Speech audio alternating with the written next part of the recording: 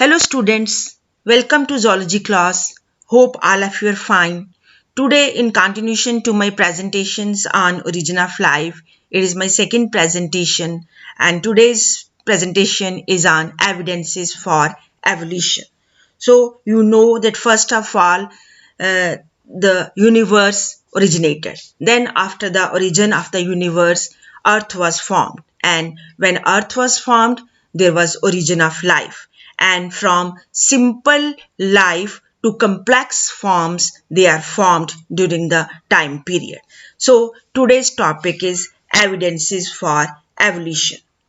So as you know that from simpler life forms, complex life forms are formed, it means there has undergone certain type of process, and that is known as the evolution. So what is evolution? Evolution is defined as a slow, continuous and irreversible process of change. It involves series of changes that occur in a population over a number of generations. So what is evolution? Evolution is a very slow process, but it is a continuous process and it is irreversible process, and it involves many changes, but these changes occur in a population of a species over a number of generations or over hundreds and thousands of years. So this is evolution. So how we can scientifically prove that evolution has occurred? So when scientists try to prove that evolution has really occurred, so evidences of evolution can be discussed under the 5 headings, and those headings are paleontology, then comparative anatomy and morphology, then biochemical or physiological evidences, then biogeographical evidences, and the last one is embryological evidences. So the evidences of evolution can be discussed under these 5 headings. So we will study one by one. First of all, there are paleontological evidences. So what is paleontology? Paleontology is basically the study of the fossils. And what are fossils? The fossils are the remains of past organisms preserved in sedimentary rocks. So fossils are the remains of the organisms which are preserved, or their impressions are preserved in sedimentary rocks over a period of time. And rocks, they form sediments, and a cross section of Earth's crust indicates the arrangement of sediments one above the other during the long history of the Earth. So the rocks go on accumulating one on the other, and so fossils are formed during this time, and different aged rock sediments, they contain fossils of different life forms. And when rocks are formed, the layers of rocks are formed, different life forms are also present in these fossils who died during the formation of these particular sediment or particular sedimentary rocks. So during the formation of these sedimentary rocks, simultaneously different life signs which occur during that time, they also die and they are preserved in these sedimentary rocks along with the rocks. So some organisms, they appear similar to modern organisms, and if we study these fossils in the rocks, we see that some organisms, they appear like the modern organisms. It means evolution has occurred and they represent extinct organisms like dinosaurs. So we can see the fossils of the dinosaurs in sedimentary rocks, and the study of fossils in different sedimentary layers of the rocks indicate that the geological period in which they existed. It means the fossils in the sedimentary rocks, they show that to which geological period this rock or the organisms belong. And the study showed that life forms varied over time, and certain life forms are restricted to certain geological time scale. So new forms of life have evolved at different times in the history of the earth. It means at different types or at different geological time scale, different life forms existed. So there was simpler life forms in the starting and they started becoming complex. It means evolution has occurred. And in this way, paleontological evidences show that evolution has occurred during the time. So next evidence is from comparative anatomy and morphology. So this is the comparative anatomical and morphological evidences, and how this comparative anatomy and morphology prove that evolution has occurred. So we will study this thing. Comparative anatomy and morphological evidences show the similarities and differences among the organisms of today and those that existed years ago. So in this point, we shall see that there are certain similarities and there are certain differences among the organisms of today and the organisms of early times. So first of all, in this group, we shall study about the homologous organs. So what are homologous organs? The organs with same structural design and origin but different functions. They are called as the homologous organs. It means homologous organs are those organs of different organisms which have same structural design and origin but they perform different functions. So same structure and origin but different function. They are known as the homologous organs. And examples of homologous organs are forelimbs of some animals like whales, bats, cheetah and human beings even. They have similar anatomical structure. So it means they have same structure and origin but they have different function. All of them, they have humerus, then radius and ulna, carpals, metacarpals and phalanges. So this is the humerus is the bone of the upper arm which is present in all these animals.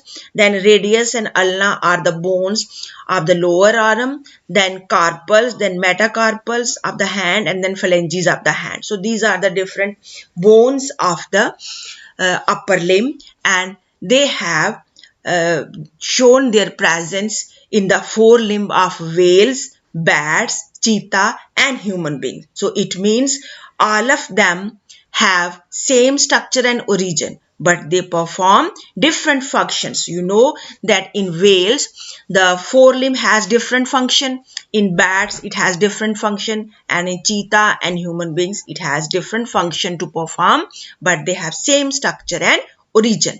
Then homology in these organs indicates common ancestry. It means all these organisms, for example, whales, bats and cheetah, they have originated from the same ancestor. That is why they have the same plan of the design and origin of the forelimb. And other examples of homologous organs are vertebrate hearts and brains. So these are also similar in all the organisms. Homology is based on divergent evolution. They show diverge evolution. It means the same structure developed along different directions due to adaptations to different needs. It means the plan and design and the origin of the structure was same, but due to adaptation and the different needs, these structures they diverged in different directions and they started performing different functions. And this condition is known as divergent evolutions. It means same origin and then they diverged to perform different functions. So this is homologous organ. Homologous organs show that there is evolution and this homologous organ can be explained with the help of the divergent evolution, that one same structure has originated and then they performed different functions according to the need and adaptation. So this is the diagram which shows the homologous organs. This is the forelimb of the man. This is the forelimb of the cheetah. Then this is whale's forelimb and this is bat's forelimb. They are formed on the same structure and origin. This is the humerus in all the animals, organisms. Then this is radius ulna of the man. This is radius ulna of the cheetah. So this is radius ulna of the whale and this is radius and ulna of the bat. Then there are carpals, metacarpals and phalanges. Here also carpals, metacarpals and phalanges. So this is also formed on the same pattern, carpals, metacarpals and phalanges. Here also in bat it shows carpals, metacarpals and phalanges. So these are the homologous organs which show that they have the common ancestor, because homologous organs are the organs which have same structure and origin but they perform different function. The function of the forelimb of the man, cheetah, whale and bat, they are different but they have the same structure and plan. So this is about the homologous organs. Next comes the analogous organs. When we study the comparative morphological and anatomical evidences, first we studied about the homologous organs, then next comes the analogous organs. So what are analogous organs? They are in contrast to the homologous organs. Organs which are anatomically different but functionally similar. They are known as the analogous organs. It means the organs which have different origin, different structure. That is, they are anatomically different but they perform the same function in different organisms. And those organs are known as analogous organs. For example, wings of butterfly and birds. Then analogy refers to the situation exactly opposite to homologous organs or homology. And homologous organs are the result of the divergent evolution and analogous organs are the result of the convergent evolution. And it is the evolution in which different structures evolve for same function and hence they have similarity. It means analogous organs are the result of the convergent evolutions, means they have different structure, they are anatomically different but they converge to perform the same function. So analogous organs or analogy can be explained with the help of the convergent evolution. And as I told you, the example of the analogous organ is the wings of butterfly and the wings of the birds. So other examples of analogy are the eyes of the octopus and mammals, then flippers of the penguins and dolphins. So these are the examples of the analogous organs, that they are anatomically different but they perform the same function. For example, you see in this diagram, this is the wing of the insect, this is the wing of pterodactyl, then this is the wing of the bird and this is the wing of the bird. So they are anatomically different. They have different structure, but they have the same function. They help in flying. So this is the example of the analogous organ. Next come the vestigial organs under the heading comparative anatomical and morphological evidences. So what are vestigial organs? Vestigial organs, like homologous organs and analogous organs, they also provide evidence for organic evolution or simply evolution. And what are vestigial organs? These are degenerated, non-functional and rudimentary organs to the possessor, while correspond to fully developed and functional organs of related organisms. So basically, vestigial organs are those organs which were functional in the lower animals, but they became non-functional, they became degenerated and rudimentary in other animals. So these are known as the vestigial organs. And vestigial organs also show the evidence for evolution. And there are about 90 vestigial organs in the human body. Some of them are tail bones like coccyx, our vertebral column has the tailbone, that is coccix, that is the last 5 bones of the vertebral column or the backbone. So human beings have no tail, so these bones, they are reduced, they are fused. So this shows that this tailbone actually is the vestigial organs. This has no function in human beings. Moreover, wisdom teeth has no function in human beings. Then nictitating membrane and vermiform appendix in our digestive system, these are the examples of the vestigial organs. Some examples from other animals, they are the hip girdles and bones of the hind limbs in some whales and certain snakes, and wings of flightless birds. So some flightless birds have wings and they have no function to perform, so they are the vestigial organ. So these are the examples of the vestigial organ. So we have studied the second evidence for evolution, that is the comparative anatomical and morphological evidence, under the 3 headings, that is the homologous organs. They have same structure, different function, and then analogous organs, they have different structure but same function, and vestigial organs are those organs which are non-functional, degenerated and rudimentary organs in the one generation, in one type of organisms, and they were functional in other organisms. So these are the 3 types of the things which you have studied under this heading.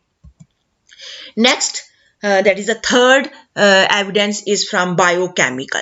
So biochemical evidences, so this is a third point, and the metabolic processes in organisms are similar with same new materials and end products. For example, energy released by oxidation is stored in the form of ATP, which then powers the energy requiring process. So the source of energy released by oxidation is stored in the form of adenosine triphosphate, that is ATP, in all the organisms. It is the same type. So it shows the biochemical evidence for the evolution. And the molecular homology is the similarity among animals at the molecular level. At the molecular level, all the organisms are same. So it also shows the evidence for the evolution. For example, human DNA differs in only 1.8% of its base pairs from chimpanzee DNA, and there is no difference between the two in the amino acid sequence for the protein cytochrome C. So there is only 1.8% difference in the DNA of human beings and DNA of the chimpanzee, and there is no difference between the amino acid sequence for the protein cytochrome C in chimpanzee as well as the human beings. It shows that evolution has occurred over the period of the time, and in different organisms they have evolved in different species. So this is the third type of the evidence, that is the biochemical evidence. Next comes the biogeographical evidence. So this is the fourth type of the evidence, and the species restricted to a region develop unique features. Also, species present in far separated regions show similarity of ancestry. So when we study about the biogeographical evidence, we see that the species which are present in a particular area, they develop different features, and some species, they are present in different areas, separated areas, but they have certain characters in common. They have similar characters. So this is the biogeographical evidence, and this process of biogeographical evidence, it can also be explained by certain phenomena. So this is a third biogeographical evidence. So this biogeographical evidence can be studied first by the help of the adaptive radiation. What is adaptive radiation? Adaptive radiation is the evolutionary process in which an ancestral stock gives rise to new species adapted to new habitats and new ways of life. So adaptive radiation is basically a process of the evolution in which the early organisms, they give rise to new species when they have to adapt to new habitat. So this is known as the adaptive radiation. And the examples of adaptive radiation, they are like Darwin's finches. These are small black birds. These small black birds, they are known as the Darwin's finches because these were discovered by Darwin. And Darwin observed these small black birds, which he called as Darwin's finches. These finches were observed by Darwin in Galapagos Island. He observed many varieties of finches in the same island. It means in the same area there were present different types of finches. All varieties of finches, they had evolved from original seed-eating finches. So originally there were present seed-eating finches, and now due to adaptation there were many varieties of the finches, and there were alternation of beaks, enabling some to become insectivorous and some vegetarian. So due to the process of the adaptation, original seed-eating finches, they changed into new species which were insectivorous, or some of them were vegetarian. And due to this change in the eating habit, new species were formed, and so there was a difference in the structure of their beaks. So their structure of the beaks changed according to the adaptation. So these are the different types of the finches, or the Darwin's finches, which he observed in Galapagos Island. These all the four varieties, they are the finches in the same area, but they have different shape of the beak. So this is adaptive radiation, that is in the same area due to change from one original type of the organism, many different types of organisms evolved, and this shows the process of the evolution. Then next process of this adaptive radiation can be explained by the second example. For example, marsupials of Australia. A number of marsupials different from each other evolved from an ancestral stock all within the Australian island continent. So what happened that there were original one type of marsupials in Australian island, and during the course of the time many varieties of marsupials in the same Australian island, they evolved due to adaptation, and this is the adaptive radiation. So second type of the phenomena which proves that there is evolution, that is the parallel evolution.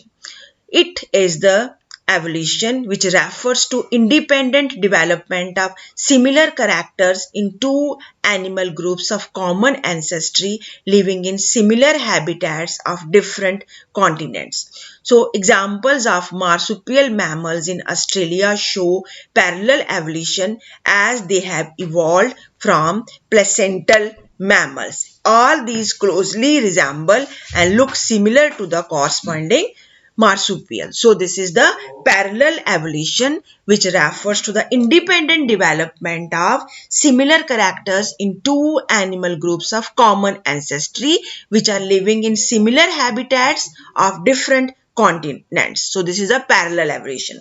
And the third one is the convergent evolution. So what is convergent evolution?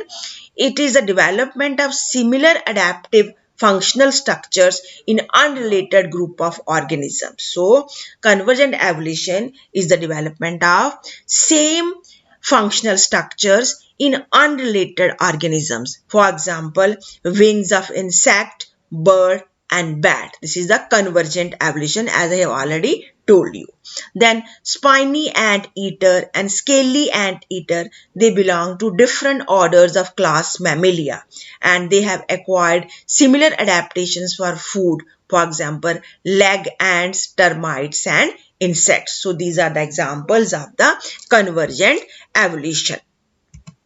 Then the last evidence of evolution comes from the embryological evidences, and the study of comparative embryology show common patterns of development in the embryo, and the principles of embryonic development were given by von Baer.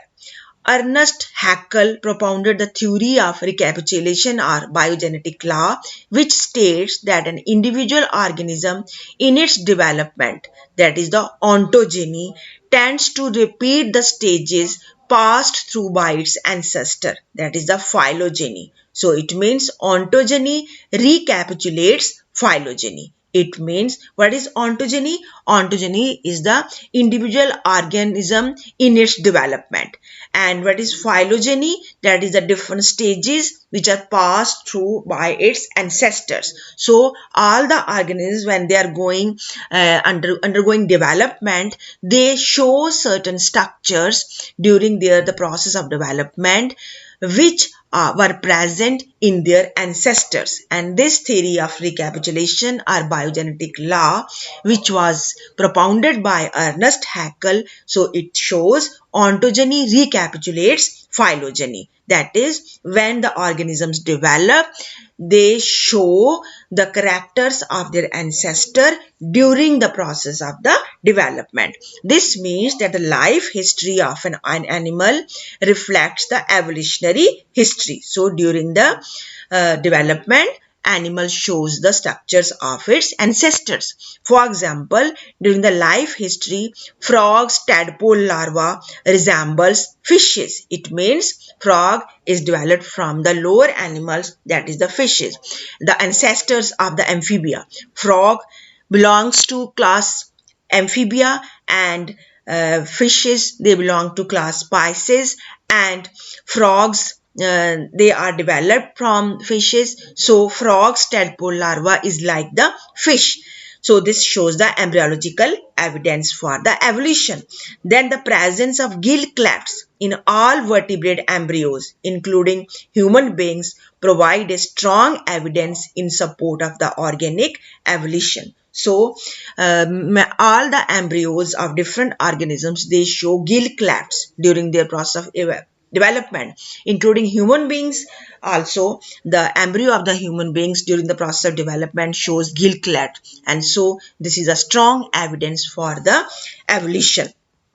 So this is the embryological evidence. So this is the diagram which show the embryos in early stage of different organisms, and they all look similar. It means they are developed from the same ancestor. So these are the 5 types of evidences for evolution. So this is all about for today's presentation. So you have to study this presentation, and you have to go through this presentation. You have to prepare notes, and in case you find any difficulty in understanding any concept of this topic, you are free to discuss that point with me anytime. Thank you.